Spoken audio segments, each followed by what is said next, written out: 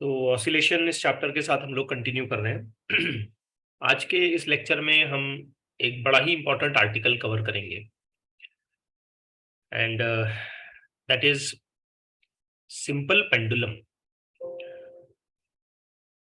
Oscillation या SHM से related जो डिस्कशन हमारा कंटिन्यू होता जा रहा है, इसमें लेवल 1 में तो हमने एसएचएम की डेफिनेशन और उससे रिलेटेड जो पैरामीटर्स आते हैं उस पर बात की थी।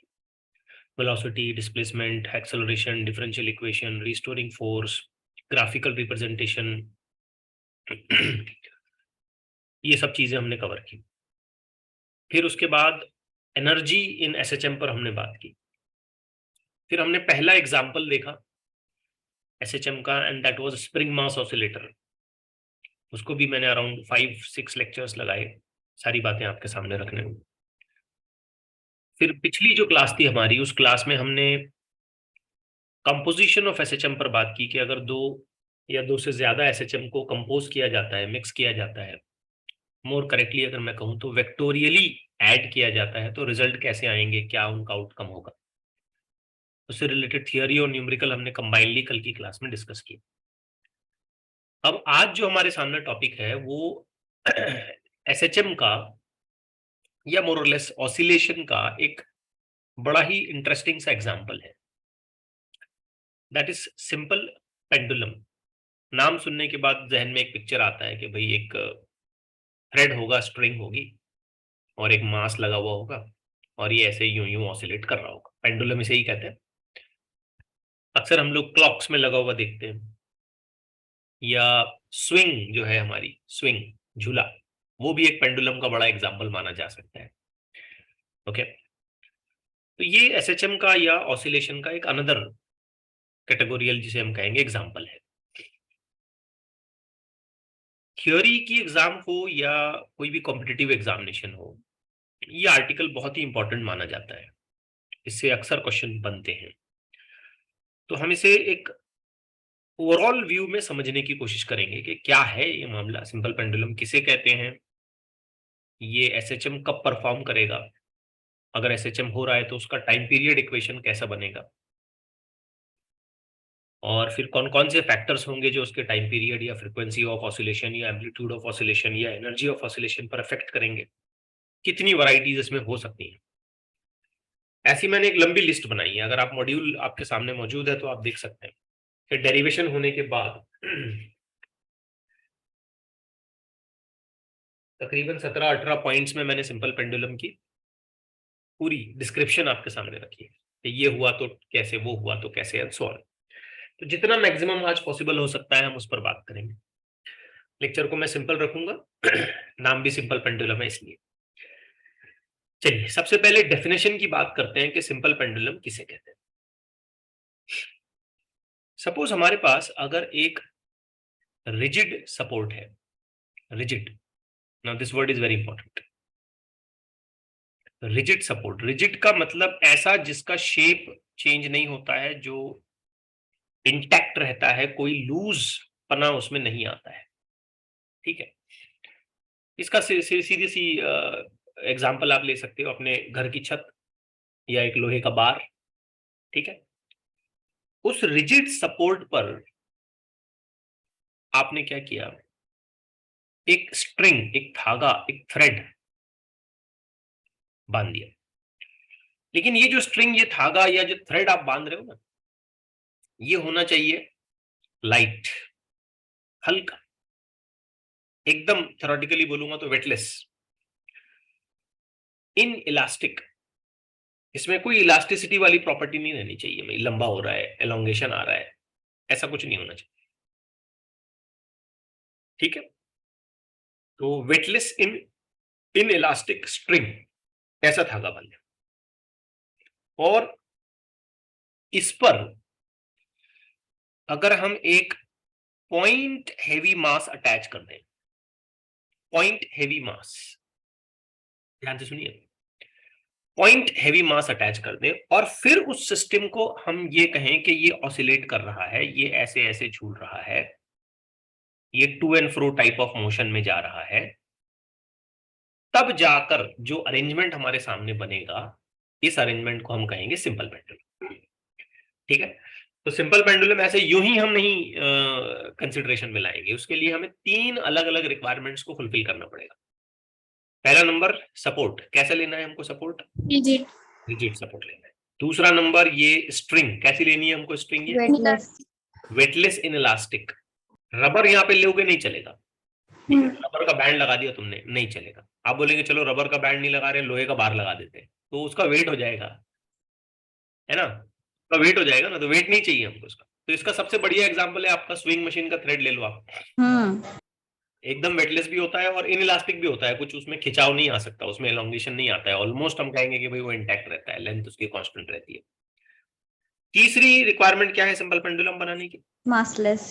अरे मासलेस कहां से ला रहे हो भाई, ये नीचे पॉइंट हेवी मास, पॉइंट हेवी मास, ठीक है, ये तीसरी रिक्वायरमेंट। फिर दोहरा दूं कौन कौन सी 3 रिक्वायरमेंट है? ये मासलेस बोल के तुमने मेरे को टेंशन दे दिया, क्या सुना मतलब ये क्या है?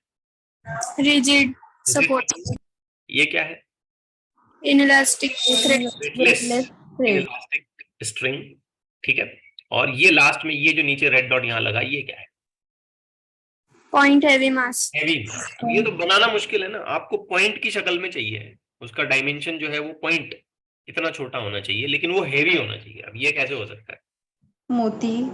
ठीक है, आप इसको थोड़ा सा थ्योरेटिकली देखेंगे तो ये इम्पॉसिबल सी सिचुएशन है, ठीक है, ये थ्योरेटिकल इसकी डेफिनेशन हो गई है सिंपल पेंडुलम की। लेकिन प्रैक्टिकली जब हम करते हैं तो हम सपोर्ट तो रिजिड ले लेते हैं, चलो ठीक है, ये हमने सपोर्ट रिजिड ले लिया, ये सपोर्ट रिजिड ले लिया हमने, ऑलमोस्ट हमें रिजिड सपोर्ट मिल भी जाएगा।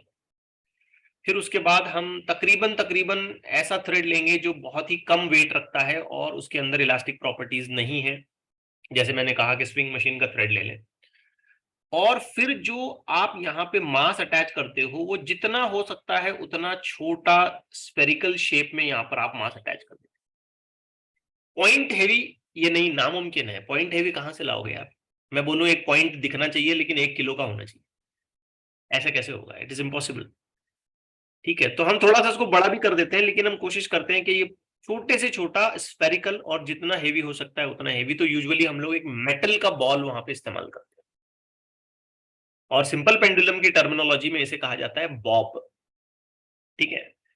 तो प्रैक्टिकली इसका अरेंजमेंट हमको कुछ ऐसे दिखाई देता है, और फिर हम इसे ऑसिलेट कराते हैं, और ऑसिलेट कराने के बाद हम ये देखते हैं कि ये इस तरीके से अपने ऑसिलेशन को पूरा करता जाएगा, and finally it will perform a kind of oscillation you से, और इट में undergo a kind of SHM you से। अब इसमें बच्चों में एक चीज आपको समझाना चाहता हूं, और वो है लेंथ ऑफ सिंपल पेंडुलम, ठीक है, लेंथ ऑफ सिंपल पेंडुलम। ये लेंथ मेजर होती है पॉइंट ऑफ सस्पेंशन से लेके centre of the mass of Bob तक, यानी कि यहां जो ये मैं ब्लू डॉट लगा रहा हूं यहां तक। क्योंकि आइडियली इस बॉब का साइज नहीं होना चाहिए, ये पॉइंट की शक्ल में होना चाहिए। बात आ रही है समझ में? यस।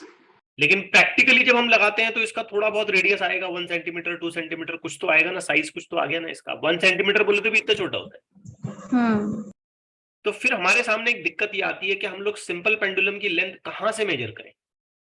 तो आंसर सिंपल है, पॉइंट ऑफ सस्पेंशन, यानी कि जहां से थ्रेड को टांगा आपने, बांधा ऊपर सपोर्ट पे, वहां से लेकर के आप कहां तक लोगे?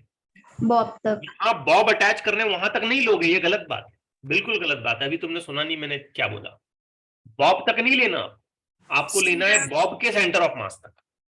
बॉब के सेंटर तक लेना है आपको, बॉब का सेंटर ऑफ मास जा रहा है वहां तक आपको लेंथ लेना है, ये याद रखें, ठीक है। इस पर क्वेश्चन बने एग्जामिनेशन में, बात आ रही है समझ में? Yes sir. तो length of the simple pendulum will start from what?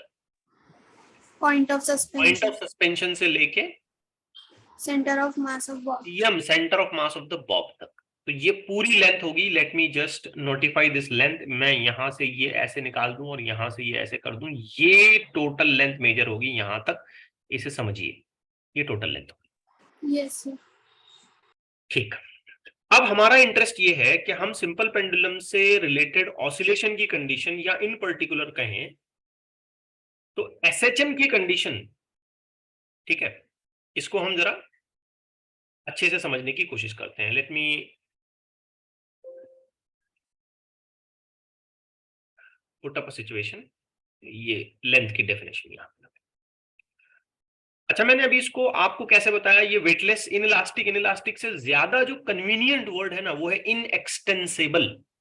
Inelastic से ज्यादा, इनइलास्टिक वर्ड शायद यहाँ पे गलत भी हो जाएगा, इनइलास्टिक मतलब हो सकता है टूट जाए, इलास्टिक मतलब एक ऐसी चीज जो जिसके अंदर डिफॉर्मेशन वगैरह नहीं होते हैं, वो टूट जाती है, क्ले वगैरह, तो वो मैं अपने आप को भी यहाँ करेक्ट करना चाहूंगा।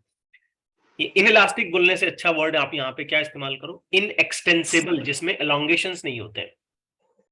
मेक श्योर दैट कि आप इस बात को समझें, इनएक्सटेंसिबल।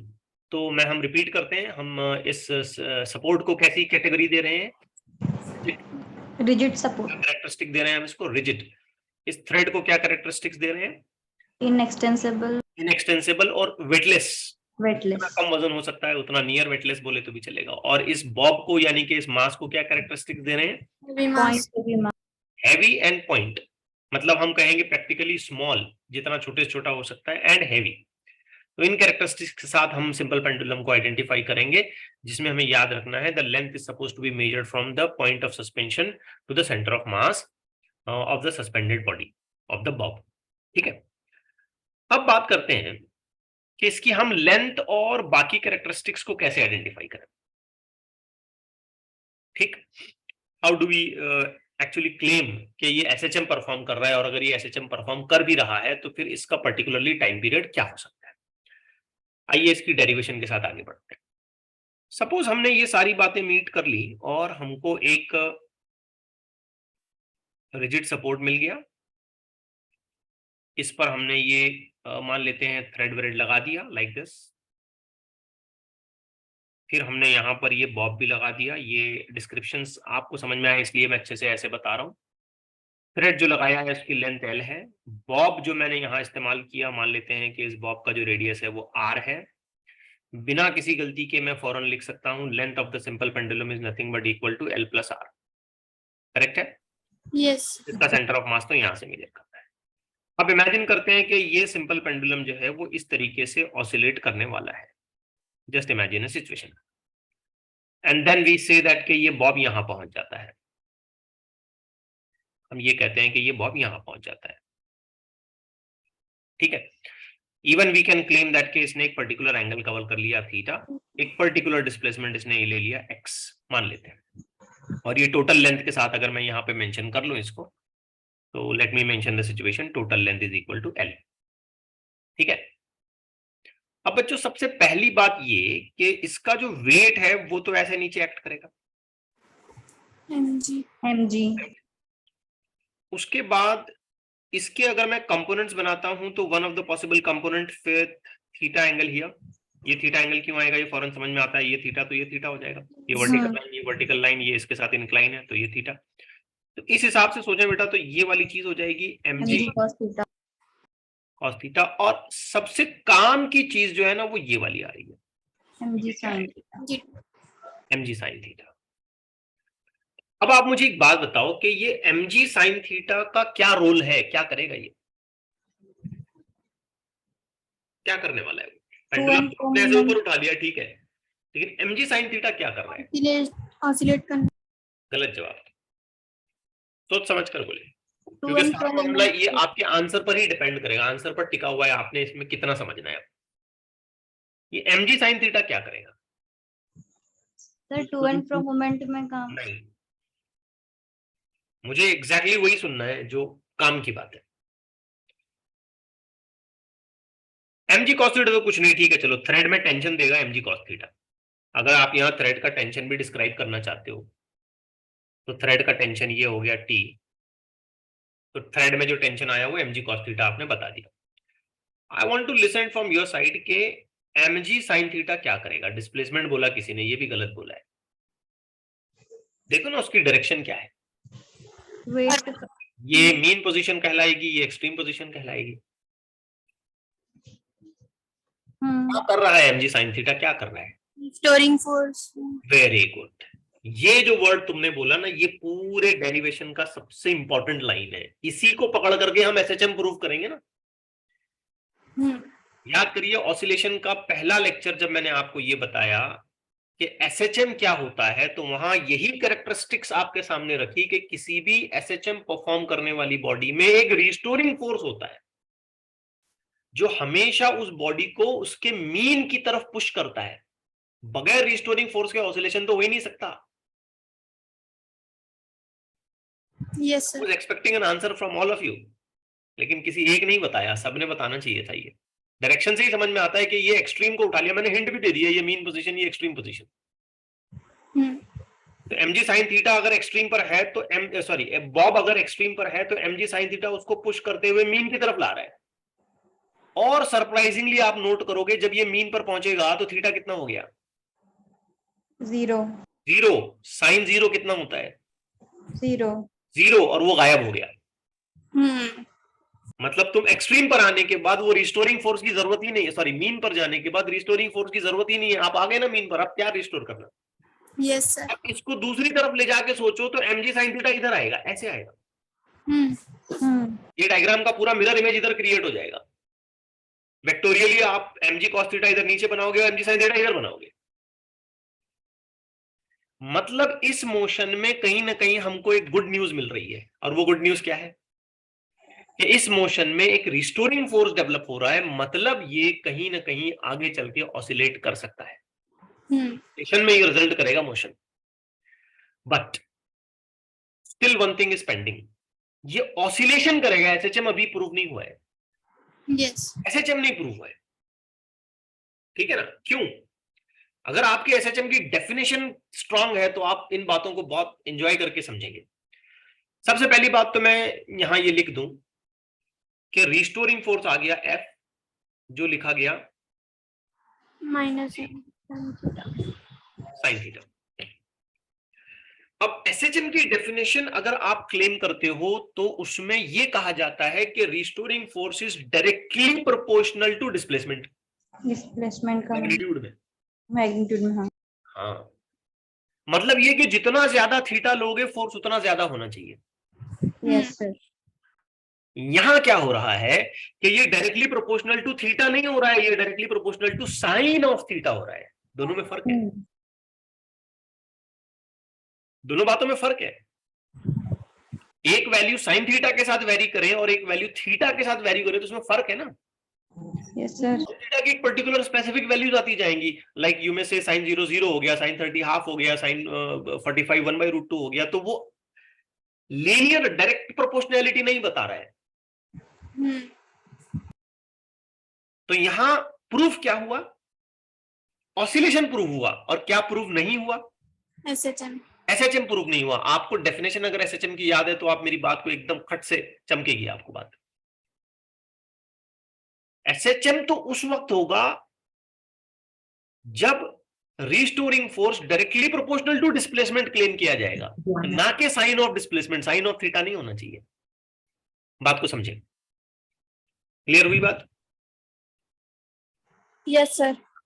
तो हम एक कैरेक्टरिस्टिक्स या हम यहां पर एक कंडीशन इंप्लाई करेंगे। हम एक कंडीशन यहां पे लगाएंगे। क्या कंडीशन लगाएंगे हम? For small oscillations,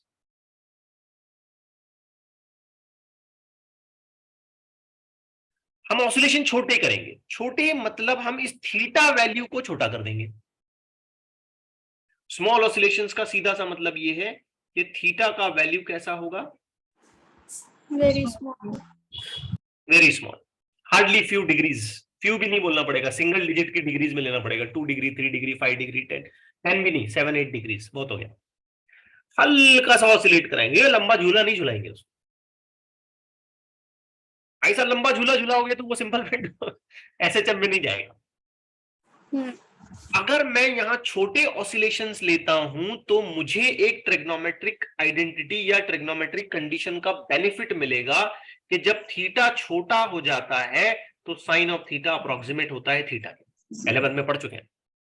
yes sir. I hope याद कर पाएंगे इस बात को आप। Yes, sir. For small angles, the trigonometric function sin theta can be reduced to theta. तो ऐसा करने से मुझे फायदा हुआ और मैं लिख पाया f is equal to minus क्या चीज, mg theta. mg into theta sin theta। अब ये क्या बना, SHM. SHM। अब तक ये क्या था, Oscillation. ऑसिलेशन। दोनों में फर्क है, दोनों में बहुत बड़ा फर्क है। ऑसिलेशन तो बेटा ये जनरल मूवमेंट है जिसमें आपको रिस्टोरिंग फोर्स चाहिए और पीरियोडिक होना चाहिए, टू एंड फ्रो होना चाहिए, दैट्स इट। उसके अलावा और कोई कैरेक्टरिस्टिक्स आपको रिक्वायरमेंट नहीं है। ठीक है, टू एंड फ्रो कर दिया, टाइम पीरियड में आ गया, रिस्टोरिंग फोर्स की नेचर वहां डेवलप हो गई, तो ये ऑसिलेशन हो गया। लेकिन ऑसिलेशन की सुपीरियर कंडीशन क्या है, एसएचएम, जिसमें आपको रिस्टोरिंग फोर्स भी चाहिए, टू एंड फ्रो भी चाहिए, टाइम पीरियड भी फॉलो होना चाहिए, फोर्स और डिस्प्लेसमेंट अपोजिट भी डायरेक्टेड होना चाहिए, फोर्स और डिस्प्लेसमेंट डायरेक्टली प्रोपोर्शनल भी रहना चाहिए।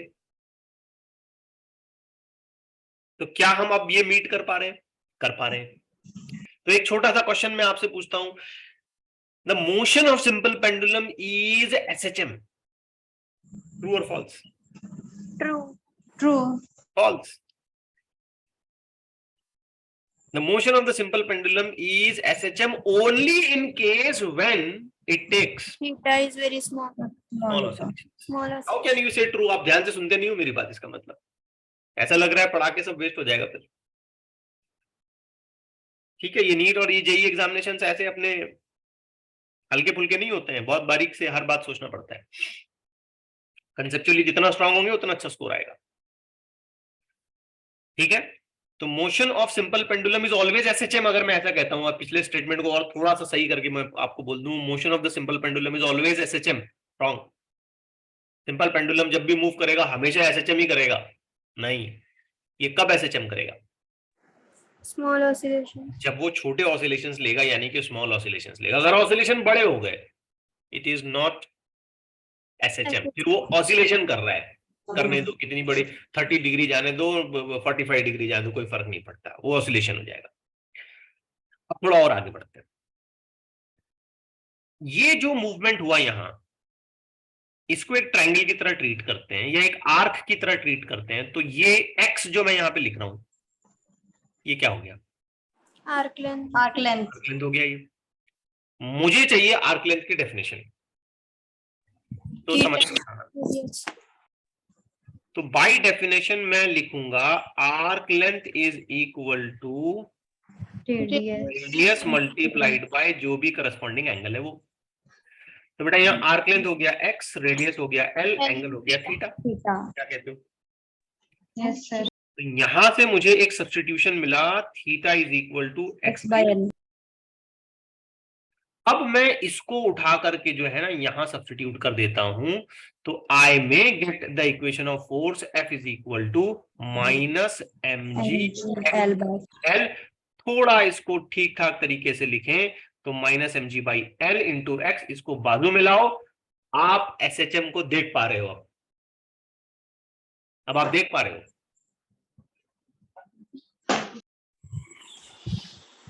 नहीं बोलना, देख पा रहे हो आप?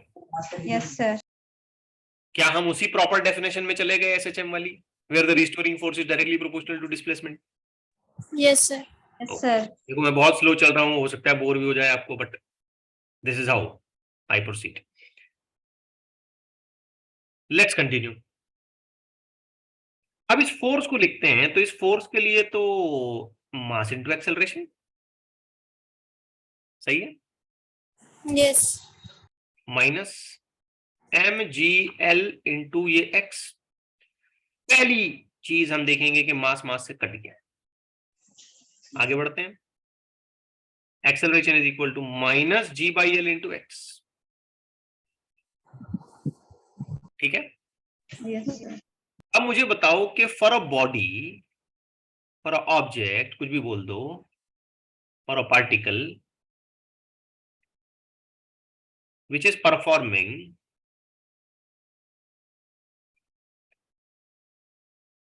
SHM, उसका एक्सेलरेशन हम लोग कैसे लिखते हैं? माइनस ओमेगा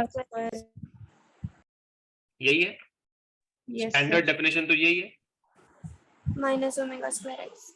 अब छोटा सा सवाल, आपका पूरा डेरिवेशन खत्म हो गया। किसने किसकी जगह ली? जी बाय एल ने ओमेगा एक्स की जगह। बस खत्म। Omega square is equal to g by L, omega is equal to under root में जी बाई एल।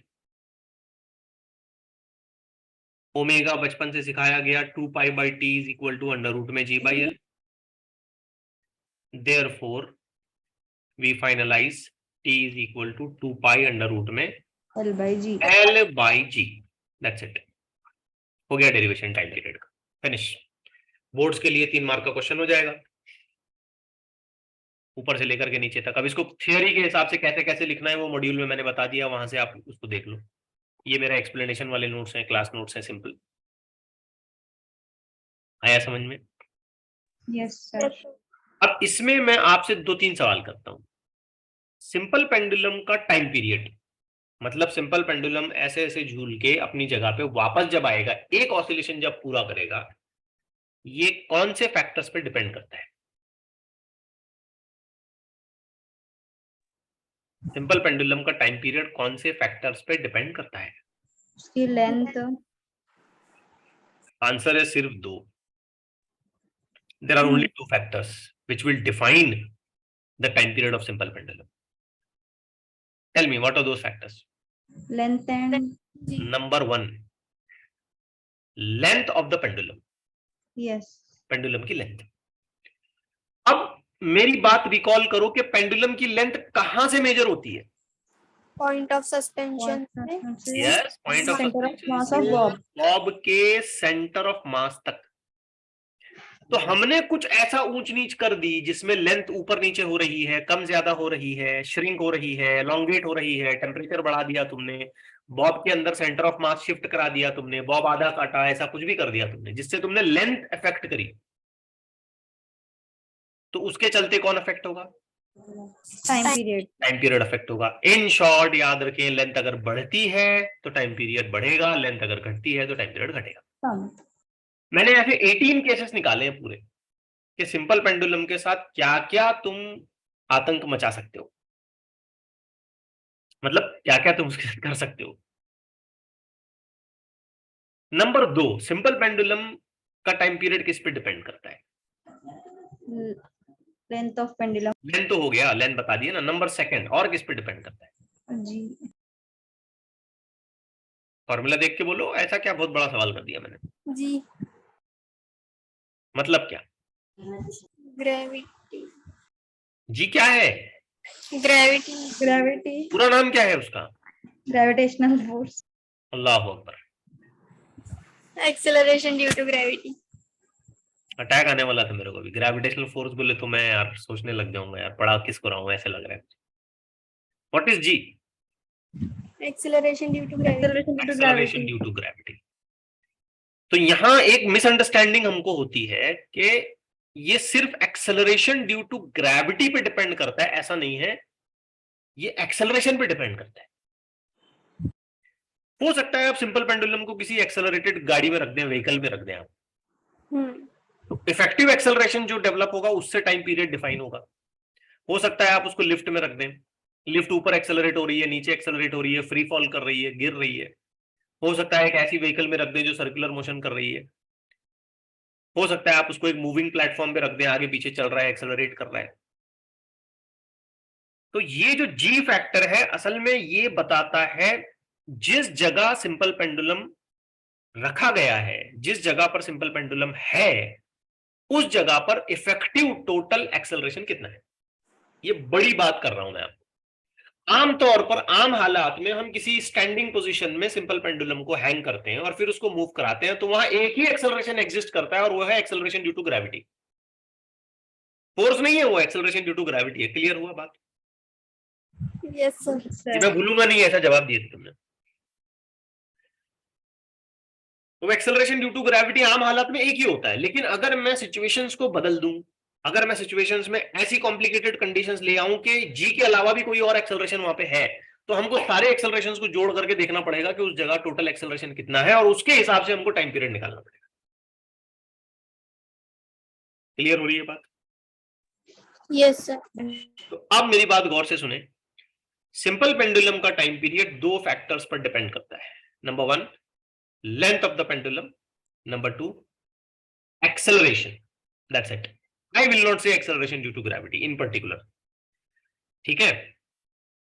एक्सेलरेशन, जिस जगह सिंपल पेंडुलम है उस जगह पर जितना भी एक्सेलरेशन है, जो भी टोटल एक्सेलरेशन बन रहा होगा, हमें वो लेना है। क्लियर हुई बात? ऐसा नो? Yes sir.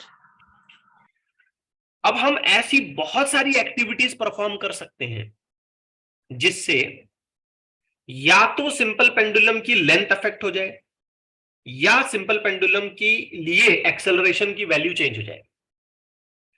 तो हमारी हर एक्टिविटी से हमें यह देखना पड़ेगा कि क्या हम लेंथ अफेक्ट करवा रहे हैं या हम एक्सेलरेशन अफेक्ट करवा रहे हैं, तो ही टाइम पीरियड अफेक्ट होगा, अदरवाइज टाइम पीरियड अफेक्ट नहीं होगा। क्लियर? Yes sir. तो time period is affected only in 2 cases, in general only in 2 conditions: if your activity is affecting length and if your activity is affecting the acceleration at that place. जैसे simple pendulum को आप क्या करते हो, depth में ले जाते हो। हम जानते हैं डेप्थ में जाने से एक्सेलरेशन ड्यू टू ग्रेविटी कम हो जाता है, तो टाइम पीरियड भी अफेक्ट हो जाएगा, टाइम पीरियड बढ़ जाएगा, इनवर्स रिलेशन है। जैसे हाइट पे ले गए आप या स्पेस में चले गए हम, वहां एक्सेलरेशन ही नहीं है। सिंपल पेंडुलम पेंडुलम नहीं रहेगा, बस ऐसे ही लटका रहेगा वो, यस। पीरियड बनेगा ही नहीं उसका। एक्सेलरेशन ही 0 कर दिया तुमने, तो सोचो अगर यहाँ एक्सेलरेशन 0 कर दूंगा तो ये ओवरऑल वैल्यू इनफाइनाइट हो जाएगी। Yes sir. 0 से डिवाइड करने पे कोई भी नंबर तो इनफाइनाइट हो जाता है। तो ये मैं आपको जनरलाइज कर रहा हूं, अभी मैं आपको स्पेसिफिक एक करके बताऊंगा, मे बी आज के लेक्चर में थोड़ा, कल के लेक्चर में थोड़ा, और इस तरीके से अपनी बात को हम लोग कंटिन्यू रखेंगे। अब मेरा दूसरा सवाल ये है, ये तो पता चल गया कि सिंपल पेंडुलम का टाइम पीरियड कौन से फैक्टर्स पे डिपेंड कर रहा है। Only 2 factors, length and acceleration. अब मेरा दूसरा सवाल यह है कि सिंपल पेंडुलम का टाइम पीरियड कौन से ऐसे दूसरे फैक्टर्स हैं जिस पर डिपेंड नहीं करता है। यहां बहुत सारी दूसरे पैरामीटर्स हैं जिन पर अफेक्ट नहीं कर रहा है। Mass. Very good. Mass of the bob पर अफेक्ट नहीं कर रहा है। तुम 1 किलो का बॉब लगाओ, 50 किलो का बॉब लगाओ, 1 टन का बॉब लगा दो, कोई फर्क नहीं पड़ता है। मास का कोई लेना देना ही नहीं है। हाँ, एक चीज है, अगर तुमने मास इस हिसाब से अल्टर किया कि बॉब का साइज बढ़ रहा है, मान लो 1 किलो का बॉब लगाया तो छोटा लगाया, लेकिन 10 किलो का बॉब लगाया तो बड़ा लगाया। अब बड़ा बॉब लगाने से क्या होगा, सेंटर ऑफ मास शिफ्ट हो जाएगा, सेंटर ऑफ मास शिफ्ट हो गया तो लेंथ चेंज हो गई, लेंथ चेंज हो गई तो टाइम पीरियड चेंज होगा। तो प्राइमरीली वो लेंथ पे डिपेंड कर रहा है, मास पे नहीं, याद रखना। समझ आ रही है बात? Yes sir. इसलिए टाइम पीरियड नहीं अफेक्ट होगा कि you are attaching 10 kilogram rather attaching 1 kilogram. Mass पर सिंपल पेंडुलम का टाइम पीरियड बिल्कुल भी डिपेंड नहीं करता है। कितने भी किलो का बॉब लगाओ चलता है। 1 ग्राम का छोटा सा बॉब लगाओगे पर्टिकुलर लेंथ इस्तेमाल करते हुए, या 1 किलोग्राम का बॉब लगाओगे उतनी ही लेंथ इस्तेमाल करते हुए, तो दोनों का ऑसिलेटरी टाइम पीरियड सेम होगा। है ना मजेदार बात? Yes sir. दूसरा क्या लगता है आपको, और क्या है? मास, ये सही जवाब दिया तुमने। हाँ, दूसरा? Yes, angle. Angle, very good. अब यहाँ एंगल कह सकते हो या कह सकते हो एम्पलीट्यूड।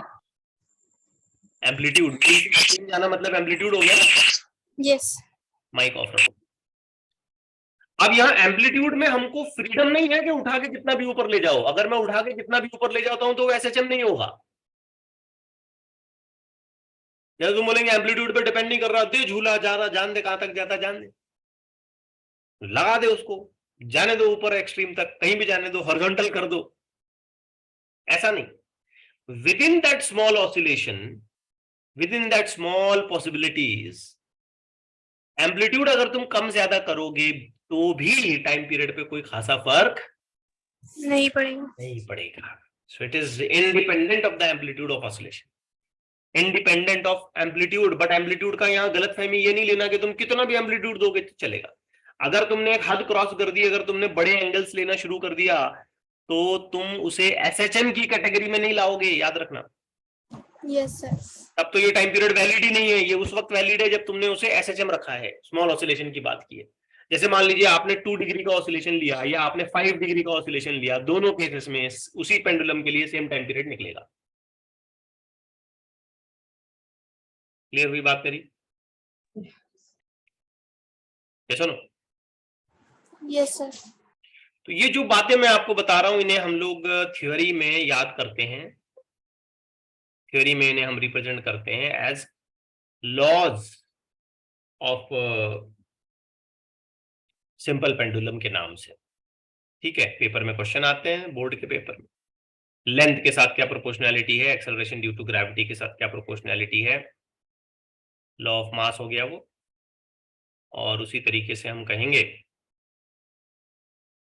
लॉ ऑफ आइसोक्रोनस, यानी कि एम्पलीट्यूड के साथ उसका कोई रिलेशन नहीं है।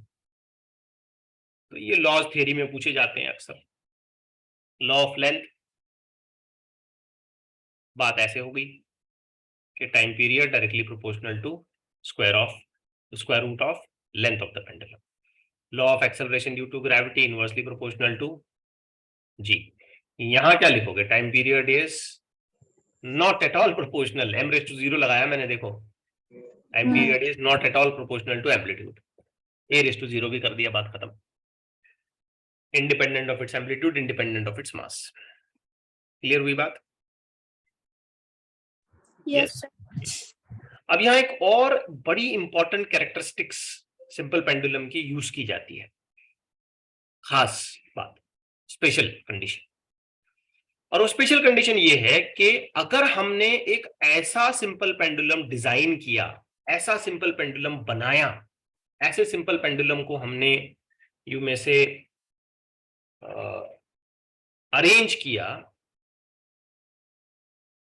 जिसका टाइम पीरियड 2 सेकेंड है। कितना? 2 सेकेंड। 2 सेकेंड। ये तो प्रॉपर लेंथ वगैरह इस्तेमाल करने के बाद बनेगा ना। तो हमने एक ऐसे सिंपल पेंडुलम को अरेंज किया, बनाया, डिजाइन किया, जिसको अगर मैं ऑसिलेट करके छोड़ दूं तो वो बराबर 2 सेकंड में अपना काम पूरा कर रहा है, ऑसिलेशन पूरा कर रहा है। तो ऐसे खास स्पेशली डिजाइन्ड सिंपल पेंडुलम को हम क्या कॉल करते हैं? सेकंड। बहुत बार ये डेफिनेशन थियरी पेपर में पूछी गई है, व्हाट इज सेकंड्स पेंडुलम? एक लाइन में बोलो, बोलो एक line. Pendulum of time period 2 seconds. A simple pendulum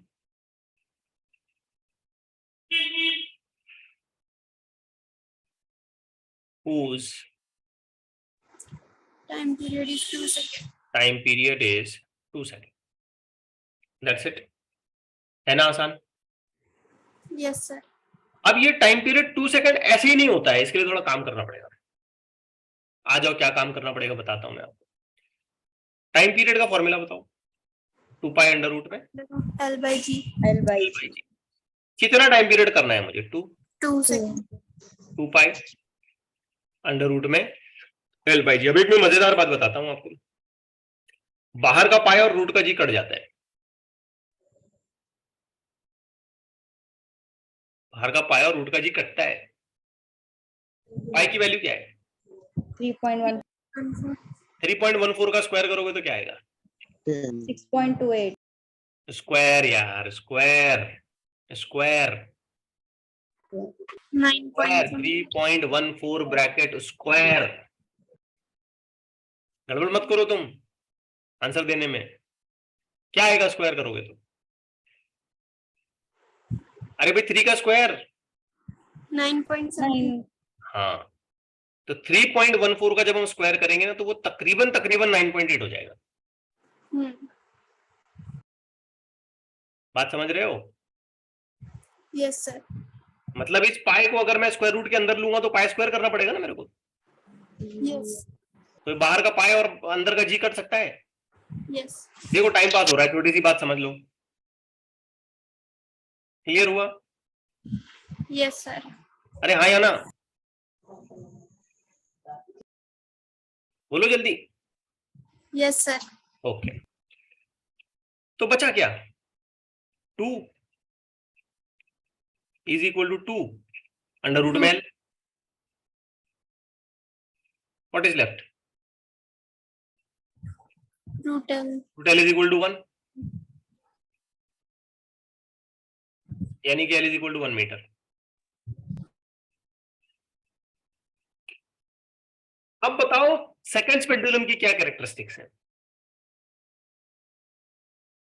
सोच समझ के बताना। सेकंड पेंडुलम की क्या कैरेक्टरिस्टिक्स है? A simple pendulum whose time period is 2 seconds and length is 1 meter. 1 metre. तो अगर मुझे सेकंड पेंडुलम को डिजाइन करना है ना, तो मुझे उसके थ्रेड की लेंथ जो है ना, स्ट्रिंग की लेंथ जो है ना, तकरीबन 1 मीटर लेनी पड़ेगी।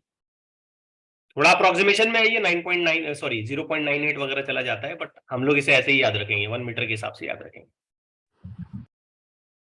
क्लियर? Yes, sir. ओके। अब इसमें एक और रिलेटेड क्वेश्चन ये पूछा जाता है कि if I take that pendulum on moon, चांद पे लेके चला गया मैं, ठीक है, अब ये हाइपोथेटिकल बात है, कोई ऐसा करेगा नहीं ना, इतना खर्चा करके पेंडुलम उठा के मून पे जा रहे हैं ऐसा, बट एक हाइपोथेटिकल बात। तो वहां अगर मुझे सेकंड पेंडुलम बनाना है मून के एटमॉस्फेयर में, मून पे तो एटमॉस्फेयर नहीं, मून पे जाके अगर मुझे वहां पे सेकंड पेंडुलम बनाना है मून पे, तो फिर उसका लेंथ कितना होगा? तो इसको भी समझते हैं, आ जाओ। मून के रेफरेंस में अगर हम बात करें,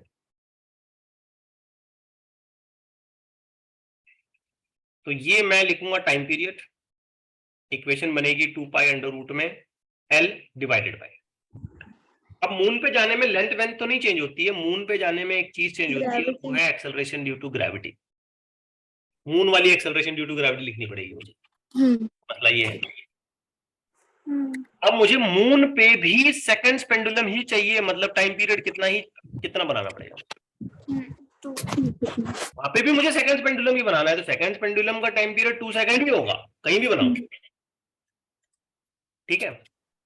ये 2 पाई अंडर रूट में ये चला L डिवाइडेड बाय, अब ये GM जो है ना, ध्यान से देखो, मैं ऐसे लिख रहा हूं, मून की ग्रेविटी अर्थ की ग्रेविटी का 1/6 होती है, क्या कहते हो? Yes. मतलब मून की ग्रेविटी, मून पर जितना एक्सेलरेशन ड्यू टू ग्रेविटी है, वो gravity of earth, acceleration due to gravity of earth का 1/6 पार्ट होता है। G/6 लिखना पड़ेगा GM को मुझे। Yes, sir. Clear with this? 2 pi pi. Under root में ये हो गया 6L divided by G।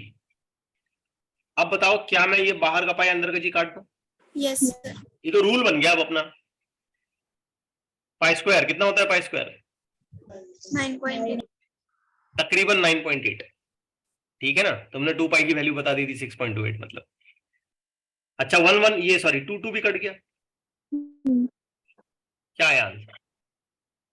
1 is equal to under root में 6L, स्क्वायर करो उसका, 1 इज इक्वल टू 6L, इसका मतलब L इज इक्वल टू 1/6. 1/6, इसका मतलब L इज इक्वल टू 0.1